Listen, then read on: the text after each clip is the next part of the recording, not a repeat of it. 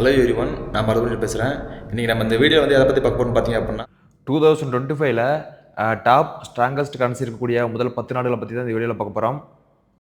இந்த உலகத்தில் கரன்சியோட ரேட்டு எப்படி நிர்ணயிக்கப்படுதுன்னு பார்த்தீங்க அப்படின்னா அந்த நாட்டோட மக்கள் தொகையை பொறுத்தும் அதுக்கப்புறம் பொருளாதாரத்தை பொறுத்தும் தான் கரன்சியோட ரேட்டு நிர்ணயிக்கப்படுது.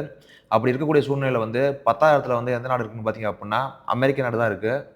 அமெரிக்க நாட்டில் 2024 ஆண்டில் எடுக்கப்பட்ட மக்கள் தொகை கணக்கெடுப்பின்படி 340.1 மில்லியன் மக்கள் வாழதாக சொல்லப்படுது. அமெரிக்காவோட கரன்சி டாலர்னு சொல்லுவாங்க. இந்த டாலரோட மதிப்பு இந்திய ரூபாய்க்கு எவ்வளோ போயிட்டுருக்குன்னு பார்த்தீங்க அப்படின்னா ஒரு டாலரோட மதிப்பு 85 ரூபாய் 61 பைசா போயிட்டுருக்குன்னு சொல்கிறாங்க. அடுத்தபடியாக 9வது இடத்துல ஈரோ ஜோன் அப்படிங்கிற ஒரு நாடு இருக்குது. இந்த நாட்டில் எவ்வளோ மக்கள் வாழ்கிறாங்கன்னு பார்த்தீங்க அப்படின்னா 350.2 மில்லியன் மக்கள் வாழ்கிறதா சொல்லப்படுது. இந்த நாட்டோட கரன்சியை எப்படி சொல்லுவாங்கன்னு பார்த்தீங்க அப்படின்னா ஈரோன்னு சொல்லுவாங்க.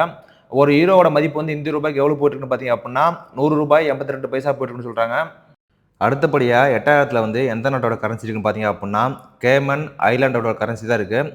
இந்த நாட்டோட கரன்சி டாலர்னு சொல்லுவாங்க. இந்த நாட்டில் எவ்வளோ மக்கள் வாழ்கிறாங்கன்னு பார்த்தீங்க அப்படின்னா 73.038 மில்லியன் மக்கள் வாழ்கிறதா சொல்லப்படுது. இந்த நாட்டோட டாலரோட மதிப்பு இந்திய ரூபாய்க்கு எவ்வளோ போயிட்டுருக்குன்னு பார்த்தீங்க அப்படின்னா 102 ரூபாய் 72 பைசா போயிட்டு இருக்கிறதா சொல்லப்படுது.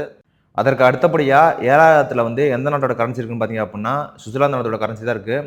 இந்த நாட்டோட கரன்சி எப்படி சொல்லுவாங்கன்னு பார்த்தீங்க அப்படின்னா ஜூஸ் பிராங்க்னு சொல்லுவாங்க. இந்த நாட்டில் எவ்வளோ மக்கள் வாழ்கிறாங்கன்னு பார்த்தீங்க அப்படின்னா 8.858 மில்லியன் மக்கள் வாழ்கிறதா சொல்லப்படுது. இந்த நாட்டோட கரன்சி இந்திய ரூபாய்க்கு எவ்வளோ போயிட்டுருக்குன்னு பார்த்தீங்க அப்படின்னா 108 ரூபாய் 08 பைசா போயிட்டு இருக்கிறதா சொல்லப்படுது. அடுத்தபடியாக 6,000த்தில் எந்த நாட்டோட கரன்சி இருக்குன்னு பார்த்தீங்க அப்படின்னா பிரிட்டிஷ் நாட்டோட கரன்சி தான் இருக்குது. இந்த நாட்டோட கரன்சி எப்படி சொல்லுவாங்கன்னு பார்த்தீங்க அப்படின்னா பவுண்டுன்னு சொல்லுவாங்க. இந்த நாட்டில் எவ்வளோ மக்கள் வாழ்கிறாங்கன்னு பார்த்தீங்க அப்படின்னா 68.35 மில்லியன் மக்கள் வாழ்கிறதா சொல்லப்படுது. ஒரு பிரிட்டிஷ் பவுண்டோட மதிப்பு இந்திய ரூபாய்க்கு எவ்வளோ போயிட்டுருக்குன்னு பார்த்தீங்க அப்படின்னா 117 ரூபாய் 36 பைசா போயிட்டு இருக்கிறதா சொல்லப்படுது. அடுத்தபடியாக 5,000த்தில் எந்த நாட்டோட கரன்சி இருக்குன்னு பார்த்தீங்க அப்படின்னா கிப்ரால்டர் அப்படிங்கிற நாட்டோட கரன்சி தான் இருக்குது. இந்த நாட்டோட கரன்சி எப்படி சொல்லுவாங்கன்னு பார்த்தீங்க அப்படின்னா பவுண்டுன்னு சொல்லுவாங்க. இந்த நாட்டில் எவ்வளோ மக்கள் வாழ்கிறாங்கன்னு பார்த்தீங்க அப்படின்னா 38.471 மில்லியன் மக்கள் வாழ்கிறதா சொல்லப்படுது. இந்த பவுண்டோட மதிப்பு இந்திய ரூபாய்க்கு எவ்வளோ போயிட்டு இருக்குன்னு பார்த்தீங்க அப்படின்னா 117 ரூபாய் 38 பைசா போயிட்டு இருக்கிறதா சொல்லப்படுது. அடுத்தபடியாக 4,000த்தில் எந்த நாட்டோட கரன்சி இருக்குன்னு பார்த்தீங்க அப்படின்னா ஜோர்டன் அப்படிங்கிற நாட்டோட கரன்சி தான் இருக்குது.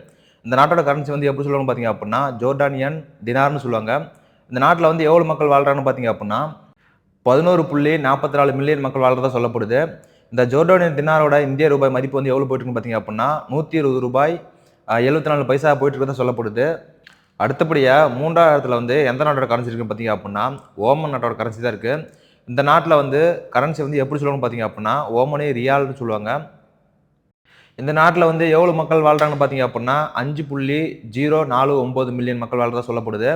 இந்த நாட்டோட கரன்சி இந்திய ரூபாய்க்கு எவ்வளோ போயிட்டுருக்குன்னு பார்த்தீங்க அப்படின்னா 222 ரூபாய் 63 பைசா போயிட்டு இருக்கிறதா சொல்லப்படுது. அதுக்கப்புறம் 2,000த்தில் எந்த நாட்டோட கரன்சி இருக்குது பார்த்தீங்க அப்படின்னா பக்ரைன் நாட்டோட கரன்சி இருக்குது. இந்த பக்ரைன் நாட்டோட கரன்சி எப்படி சொல்லுவாங்க பார்த்தீங்க அப்படின்னா பக்ரைனி தினார்னு சொல்லுவாங்க. இந்த நாட்டில் எவ்வளோ மக்கள் வாழ்கிறாங்கன்னு பார்த்தீங்க அப்படின்னா 1.577 மில்லியன் மக்கள் வாழ்கிறதா சொல்லப்படுது. இந்த நாட்டோட கரன்சி எவ்வளோ போயிட்டுருக்குன்னு பார்த்தீங்க அப்படின்னா ஒரு தினாரோட மதிப்பு 227 ரூபாய் 03 பைசா போயிட்டு இருக்கிறதா சொல்லப்படுது. அதுக்கப்புறம் முதல் இடத்துல எந்த நாட்டோட கரன்சி இருக்குன்னு பார்த்தீங்க அப்படின்னா குவைத்தி நாட்டோட கரன்சி தான் இருக்குது. இந்த நாட்டோட கரன்சி எப்படி சொல்லுவாங்க பார்த்தீங்க அப்படின்னா குவைத்தி தினார்னு சொல்லுவாங்க. இந்த நாட்டில் எவ்வளோ மக்கள் வாழ்கிறாங்க பார்த்தீங்க அப்படின்னா 4.853 மில்லியன் மக்கள் வாழ்கிறதா சொல்லப்படுது. இந்த குவைத்தி நாட்டோட ஒரு தினாரோட மதிப்பு இந்திய ரூபாய்க்கு எவ்வளோ போயிட்டுருக்குன்னு பார்த்தீங்க அப்படின்னா 280 ரூபாய் 52 பைசா போயிட்டு இருக்கிறது சொல்லப்படுது. இந்த முதல் 10 நாடுகள் பட்டியலில் முதல் 3 இடங்களை கல்ஃப் கண்ட்ரி தான் பிடிச்சிருக்கு. அது எதனால பார்த்தீங்க அப்படின்னா கல்ஃப் கண்ட்ரியில் எண்ணெய் விலை அதிகமாக இருக்கிற காரணத்தால் கரன்சியோட மதிப்பு அதிகமாக இருக்குது. ஸோ இதுதாங்க முதல் 10 நாடுகளோட கரன்சியோட மதிப்பு. மேக்ஸிமம் இந்த வீடியோ உங்களுக்கு பிடிச்சிருன்னு நினைக்கிறேன். இந்த வீடியோ பிடிச்சிருந்து நம்ம பேஜை ஃபாலோ பண்ணுங்க. அடுத்த வீடியோவில் பார்க்கலாம். நன்றி.